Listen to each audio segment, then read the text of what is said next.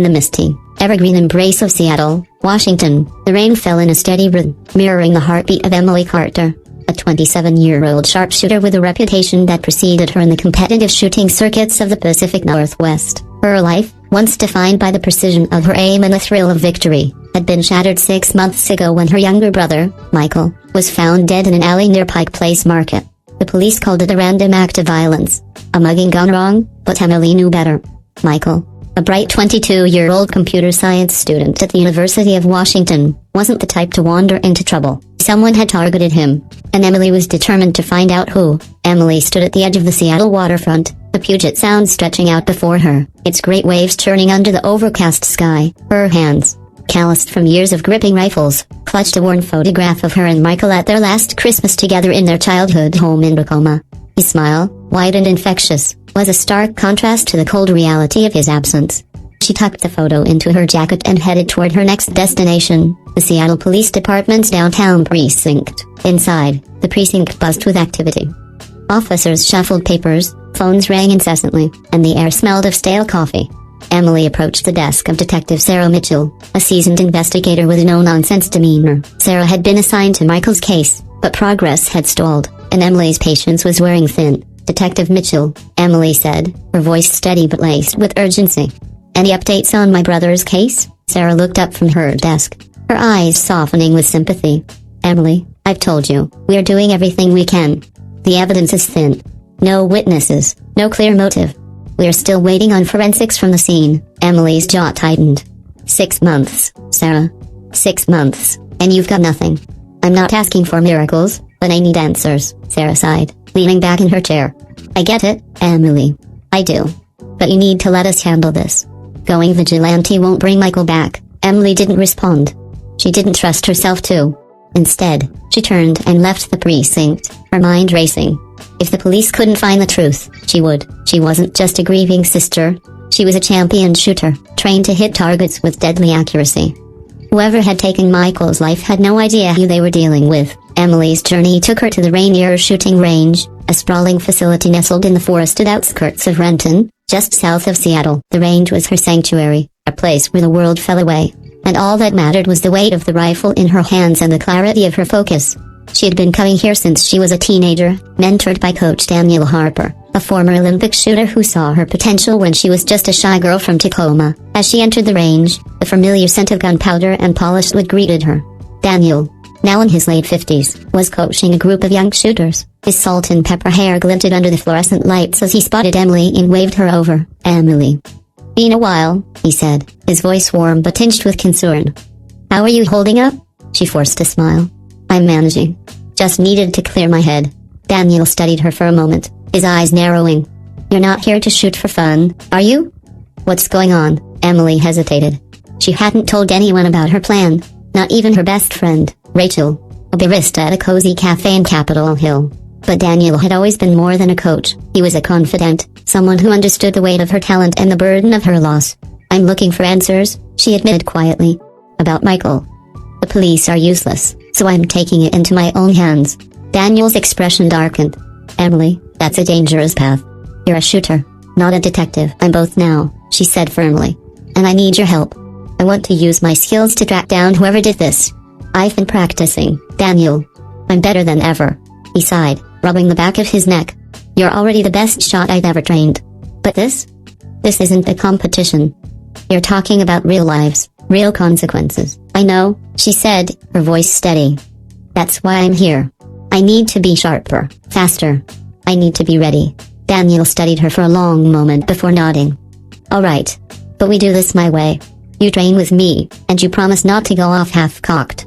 Deal? Deal, Emily said, though she wasn't sure she could keep the promise taut over the next few weeks. Emily split her time between training at the range and digging into Michael's life. She started with his apartment in the University District. A cluttered space filled with textbooks, gaming consoles, and half-finished code on his laptop. She combed through his emails, social media, and text messages, searching for anything that might point to why he was targeted. One evening, while scrolling through Michael's phone, she found a cryptic text from an unknown number. Meet me at the pier. 11 p.m. Bring the drive. The message was dated the night he died. Emily's heart raced. A drive? What drive? Michael hadn't mentioned anything about a USB drive or any sensitive information. But this was a lead, and she wasn't about to let it slip away. She headed to the pier near Pike Place Market, the same place where Michael's body was found. The area was quiet at night, the bustling daytime crowds replaced by the occasional jogger or late-night tourist. The air was thick with the salty tang of the sound, and the lights of the city reflected off the water like scattered stars. Emily scanned the area, her senses heightened. She wasn't armed. Carrying a gun in public wasn't her style, but her training made her hyper-aware of her surroundings. As she walked along the pier, she noticed a figure leaning against a railing, smoking a cigarette. He was tall, with a leather jacket and a scar running down his cheek. He didn't look like a tourist. "You lost?" he asked, his voice low and gravelly. Emily's instincts kicked in. "Just looking for answers." "You know anything about what happened here 6 months ago?" The man's eyes narrowed. "You're asking dangerous questions, lady. Walk away while you still can." "I'm not going anywhere," she said, stepping closer. "My brother was killed here. I want to know why." The man flicked his cigarette into the water and smirked. "You're Michael Carter's sister, aren't you?" "The shooter. Word's out about you. But you're in over your head." Before Emily could respond, the man lunged, grabbing her arm. Her training took over. She twisted out of his grip, using his momentum to shove him against the railing. He stumbled, surprised by her strength, and she pressed her advantage, pinning him with a forearm to his throat. "Talk," she growled. "Who killed my brother?" "I don't know," he gasped. "I just heard rumors. Some tech guy crossed the wrong people. Something about a data breach. That's all I know." Emily released him, her mind racing. A data breach? Michael was a coder, not a hacker. But if he'd stumbled onto something big, it could explain why he was targeted. She let the man go, watching as he scrambled away into the night. Back at her apartment in Belltown, Emily delved deeper into Michael's digital life. She wasn't a tech expert, but she knew someone who was: Lucas Nguyen, a former classmate of Michael's who now worked at a cybersecurity firm in Bellevue. Lucas had always been a bit of a recluse, but he and Michael had been close, bonding over their love of coding and video games. She met Lucas at a diner in Fremont, a quirky neighborhood known for its eclectic vibe. The diner was a retro throwback, with red vinyl booths and a jukebox playing old rock hits. Lucas, a lanky guy with glasses and a nervous energy, slid into the booth across from her. "Emily, I'm so sorry about Michael," he said, pushing a menu aside. "I still can't believe he's gone." "Thanks, Lucas," she said, cutting to the chase. "I need your help. I found a text on Michael's phone about a drive. Do you know anything about that?" Lucas's face paled. "A drive? Like a USB drive? Maybe. He was supposed to meet someone at the pier the night he died. I think it's connected." Lucas hesitated, glancing around the diner as if expecting someone to be listening. "Michael was working on a side project. He didn't tell me much, but he said he'd found something big, some kind of data leak at a tech company. He was scared, Emily. He said people were watching him." "What company?" She pressed. "I don't know. He wouldn't say. But he mentioned the name, Vortex Technologies. They're a big player in Seattle, working on ion cloud computing." Emily's pulse quickened. Vortex Technologies was a powerhouse, with offices in South Lake Union, the heart of Seattle's tech scene. If Michael had uncovered something incriminating, it could explain why he was targeted. But she needed proof. "Can you hack into their systems?" she asked. "See if there's anything about Michael or this data leak?" Lucas's eyes widened. "Hack Vortex? Emily, that's insane. They've got top-tier security. If I get caught, you won't," she said, her voice firm. "I'll protect you. But I need to know what Michael was into. Please, Lucas," he sighed, running a hand through his hair. "All right. But this stays between while Lucas worked his tech magic." Emily returned to the Rainier shooting range to hone her skills. Daniel had set up a rigorous training regimen, pushing her to her limits. She practiced with a variety of firearms, from pistols to long-range rifles, her movements fluid and precise. Her reputation as a champion shooter had earned her respect, but it also made her a target. Word was spreading that Michael Carter's sister was asking questions, and the wrong people were starting to take notice. One afternoon, as she was cleaning her rifle, a stranger approached her at the range. He was polished, in a tailored suit that screamed corporate money, with sharp eyes that seemed to see right through her. "Emily Carter?" he asked, his voice smooth but cold. "Who's asking?" she replied, setting the rifle down but keeping her stance ready. "James Whitaker, Vortex Technologies. I heard you've been looking into your brother's death. I'd like to offer my condolences, and a warning. You're stirring up trouble you can handle." Emily's blood ran cold, but she kept her expression neutral. "I'm just looking for the truth. If Vortex has nothing to hide, you shouldn't care." Whitaker smiled, but it didn't reach his eyes. Be careful, Miss Carter. Some truths are better left buried. He left without another word, but his visit confirmed Emily's suspicions. Vortex was involved, and they were scared.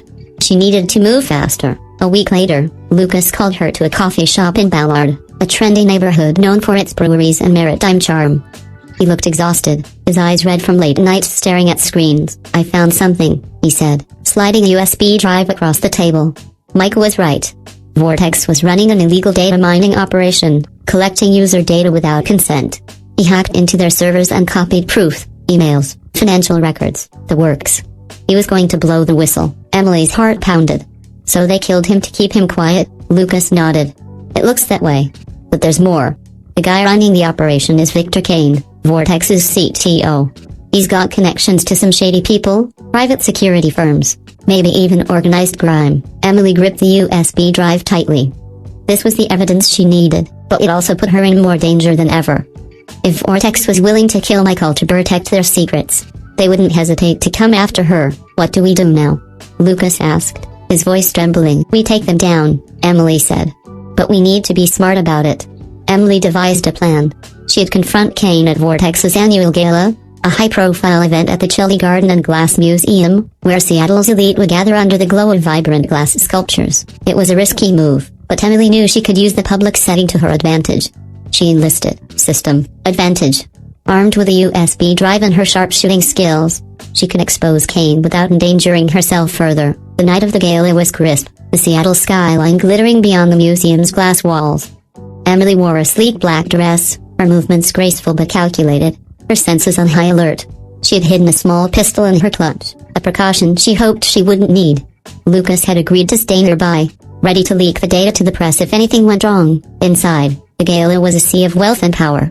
Emily spotted Victor Kane near a towering glass sculpture, his polished demeanor masking the ruthlessness she knew he possessed.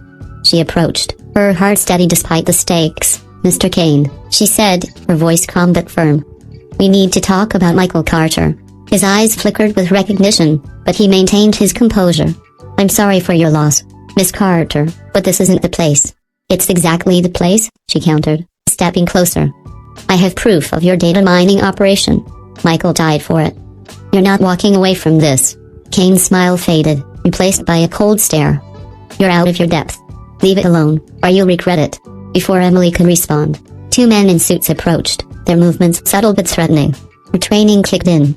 She slipped her hand into her clutch, ready to draw if necessary. But she didn't want to shoot out, not here, not with innocent people around. Instead, she activated a small recording device hidden in her earrings, a precaution Lucas had suggested. I'm not afraid of you, she said, loud enough for the device to catch. I've got everything your brother had, Kane. It's over. The men closed in, but Emily was faster. She dodged, using the crowd as cover, and slipped out a side exit. She knew Kane's people would come for her, but she was ready. She had spent weeks preparing, training not just her aim but her mind for this moment. Emily rendezvoused with Lucas at a safe house in Tacoma, a small apartment they'd rented under false name. There, they uploaded the data to a secure server and sent it to a trusted journalist at the Seattle Times. Within hours, the story broke. Vortex Technologies implicated in massive data breach. The article detailed Kane's operation, backed by Michael's evidence, and the recording of Emily's confrontation sealed his fate. Kane was arrested the next day, along with several accomplices. The police reopened Michael's case, and new evidence, a burner phone linked to one of Kane's hired men, tied Vortex to the murder. Emily's gamble had paid off, but the victory was bittersweet. Michael was still gone, and no arrest could bring him back. She returned to the Rainier shooting range, a place where she'd found solace in the chaos of her grief. Daniel was there, waiting with a proud smile. You did it, kid, he said, clapping her on the shoulder. Michael would be proud. Emily nodded, her eyes glistening. I just wish he was here to see it. She picked up her rifle, the weight familiar and grounding. As she aimed at the target, she saw Michael's face in her mind, his smile, his laughter. This shot wasn't for a trophy or a title. It was for him. She pulled the trigger, and the bullet hit dead center. Months later, Emily stood at Michael's grave in a quiet cemetery overlooking the Puget Sound. The rain had stopped, and the rare Seattle sun broke through the clouds, casting a warm glow over the headstone. She placed a single rose at its base, her fingers lingering on the engraved name, Michael Carter, beloved brother. I did it, Mikey, she whispered. I found them. You can rest now. She walked away, her steps lighter than they'd been in months. The fight wasn't over. Vortex's collapse had ripple effects, and new threats might emerge. But Emily was ready. She was a champion.